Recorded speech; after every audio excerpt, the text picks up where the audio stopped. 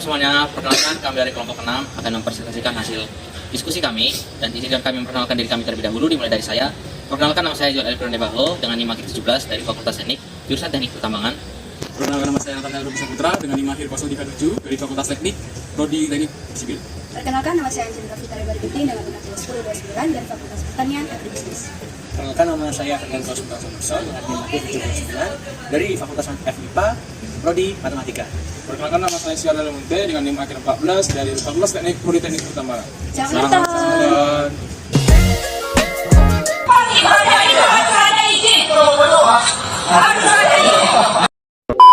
Kota Bekasi yang dikenal sebagai salah satu kota paling toleran di Indonesia, baru-baru ini dihadapkan pada tantangan terkait kegiatan ibadah Jumat Gereja Masehi Injili di Minahasa Trinitas. Masalah ini mencuat setelah sebuah video viral di media sosial menampilkan seorang oknum pegawai negeri sipil yang menyampaikan keberatan atas ibadah yang dilaksanakan di rumah salah seorang jemaat di Jalan Sipuk Raya, Bekasi Selatan pada tanggal 24 September 2024 kemarin. Penghuni rumah untuk ibadah yang bernama Aldo mengatakan larangan itu disampaikan MS saat pihaknya dengan jemaat tengah melakukan ibadah. Menurut pengakuan Aldo, saat itu MS menyampaikan kepadanya beserta jemaat lain untuk terlebih dahulu membuat izin jika ingin melangsungkan ibadah.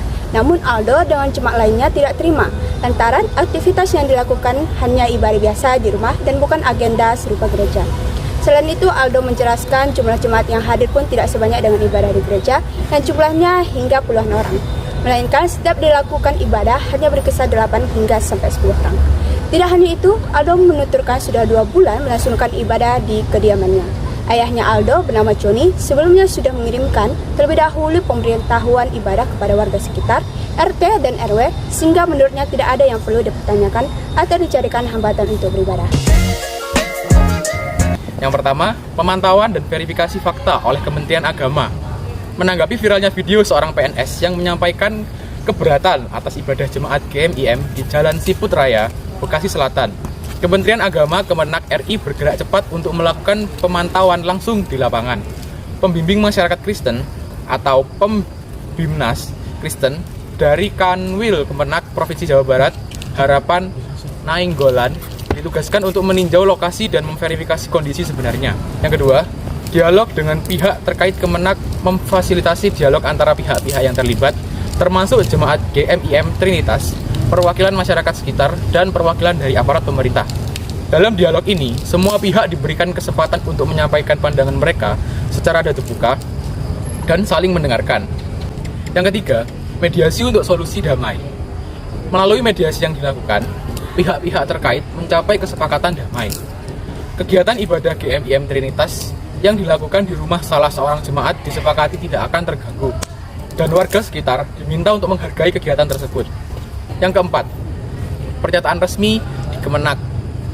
Kemenak kemudian menyampaikan pernyataan resmi yang menegaskan bahwa pentingnya menjaga kerukunan antar umat beragama dan menjadikan toleransi sebagai landasan bersama. Dan yang kelima, imbauan mencegah terulangnya kasus serupa. Sebagai langkah pencegahan, Kemenak menghimbau masyarakat dan pemerintah daerah untuk selalu membuka ruang dialog dalam menghadapi perbedaan. Kemenak juga menekankan bahwa setiap warga negara memiliki hak untuk beribadah sesuai dengan keyakinannya masing-masing. Dengan langkah-langkah di atas, kasus ini berhasil diselesaikan secara damai, dan Kota Bekasi tetap menunjukkan komitmennya sebagai kota dengan tingkat toleransi yang tinggi. Untuk mencegah kasus serupa yang terkait dengan kegiatan ibadah agama Kristen atau agama lainnya, langkah-langkah berikut dapat diterapkan di Kota Bekasi dan wilayah lainnya di Indonesia. Yang pertama, meningkatkan pemahaman tentang kebebasan beragama. Pemerintah melalui Kementerian Agama dan Dinas Pendidikan bisa mengadakan sosialisasi mengenai kebebasan beragama yang dijamin oleh konstitusi. Edukasi ini penting bagi masyarakat umum, khususnya aparat pemerintah, agar semua pihak memahami hak setiap warga negara dalam menjalankan ibadah tanpa gangguan. Yang kedua, penguatan peran Forum Kerukunan Umat Beragama atau FKUB. FKUB dapat lebih aktif dalam memfasilitasi komunikasi antara kelompok agama yang berbeda. FKUB juga bisa menyediakan ruang dialog rutin antara tokoh agama dan masyarakat untuk membahas isu-isu lokal yang terkait dengan kebebasan beribadah dan mencegah potensi konflik. 3. Pembentukan Satgas Toleransi di tingkat kelurahan atau desa. Satgas ini berfungsi untuk memantau dan merespon cepat bila ada potensi konflik atau ketidaknyamanan dalam pelaksanaan ibadah. sudut pandang pro dan kontra yang dapat kita ambil dari kasus toleransi terkait kegiatan ibadah jemaat GMIM Trinitas di Bekasi. Yang pertama dari pandangan pro. Bekasi tetap mempertahankan posisinya sebagai kota yang dikenal sebagai kota toleran dengan menyelesaikan masalah ini melalui dialog damai dan mediasi. Upaya untuk menjaga kerukunan antar umat beragama di tengah keberagaman telah tercermin dalam penyelesaian yang dilakukan. Yang kedua adalah peran pemerintah dalam mendukung kebebasan beribadah. Kementerian Agama dan Pembimnas Kristen aktif memantau dan memfasilitasi penyelesaian masalah secara damai, menunjukkan komitmen pemerintah dalam mendukung kebebasan beribadah dan menjaga kerukunan. Kasus ini menegaskan bahwa komunikasi terbuka bisa menyelesaikan konflik tanpa memperburuk situasi. Yang selanjutnya adalah penguatan kesadaran masyarakat akan toleransi. Kasus ini menjadi momen penting bagi masyarakat untuk memahami bahwa toleransi bukan hanya soal menerima perbedaan, tapi juga merangkul dan menghargai keberagaman. Yang selanjutnya, saya akan membahas tentang pandangan kontranya. Yang pertama adalah kurangnya penanganan cepat di awal kasus. Insiden yang melibatkan keberatan seorang PNS terhadap ibadah di rumah warga mengindikasikan bahwa masih ada tantangan dalam praktik toleransi. Yang kedua adalah risiko ketegangan sosial.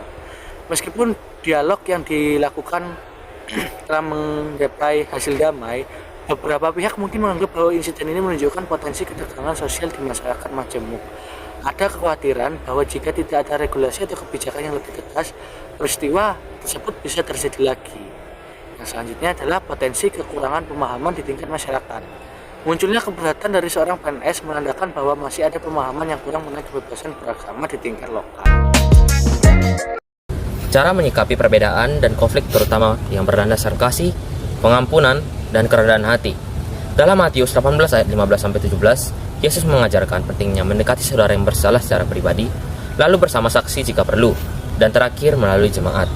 Dalam Roma 12 ayat 17-21 juga menekankan agar tidak membalas kejahatan dengan kejahatan, melainkan mengalahkan kejahatan dengan kebaikan.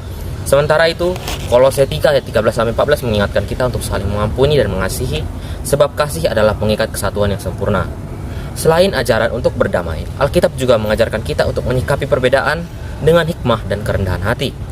Yakobus 1 ayat 19 mengatakan, setiap orang hendaklah cepat untuk mendengar, tetapi lambat untuk berkata-kata dan juga lambat untuk marah. Sementara itu 1 Petrus 3 15-16 mendorong umat untuk selalu siap memberi penjelasan tentang iman dengan lemah lembut dan hormat. Ini berarti dalam situasi perbedaan keyakinan atau konflik, umat Kristen dianjurkan untuk sikap mendengar dan merespon dengan kasih.